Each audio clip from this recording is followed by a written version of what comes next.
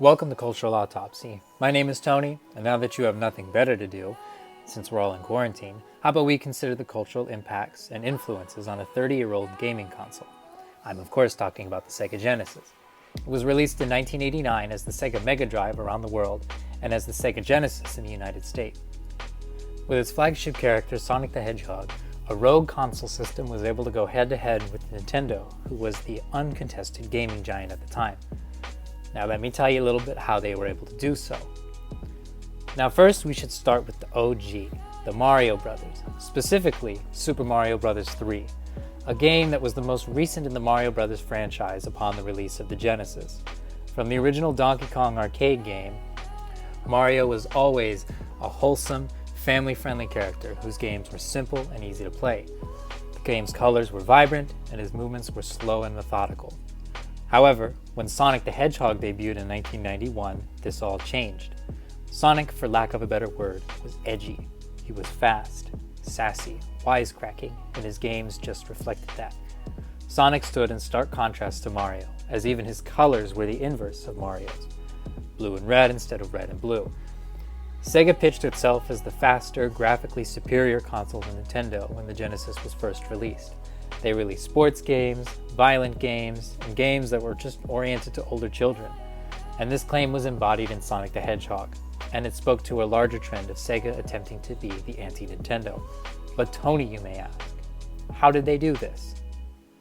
And there is no better example of this anti-Nintendo stance than Mortal Kombat 2.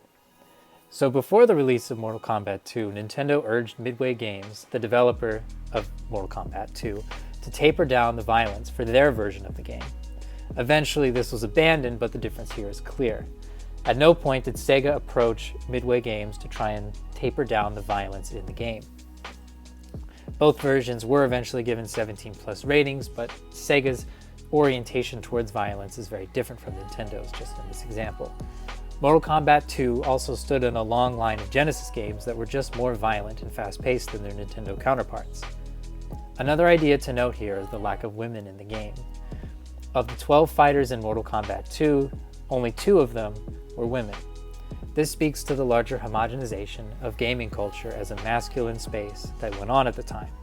Games like the ones we have looked at up to this point center around male protagonists and oftentimes have women in passive and overtly sexual roles, such as Kitana here in Mortal Kombat 2.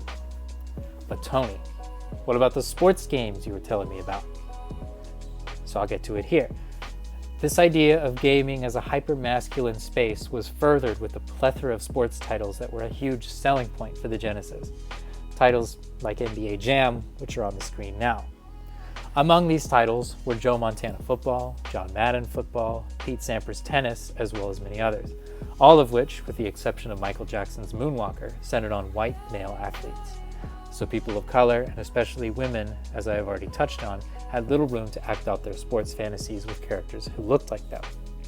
This speaks to a larger targeting of oftentimes straight, middle-class, white boys when it came to Sega's gaming catalog. Since they had such an extensive catalog of games, one had to have a certain threshold of wealth in order to purchase more than just a couple. So to max out what the Genesis could do, one would have to spend hundreds of dollars on the dozens of games to play on the console. And this is something that most American families could not do.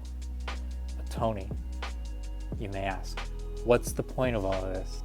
So in sum, the Sega Genesis is an important console to look at as it works in conjunction with Nintendo and other game developers at the time and since then to cement the hegemonic white masculinity that exists in gaming today.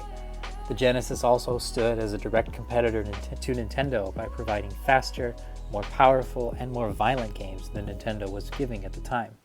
And the two companies' mascots are great indications of the console wars that they were a part of at the time.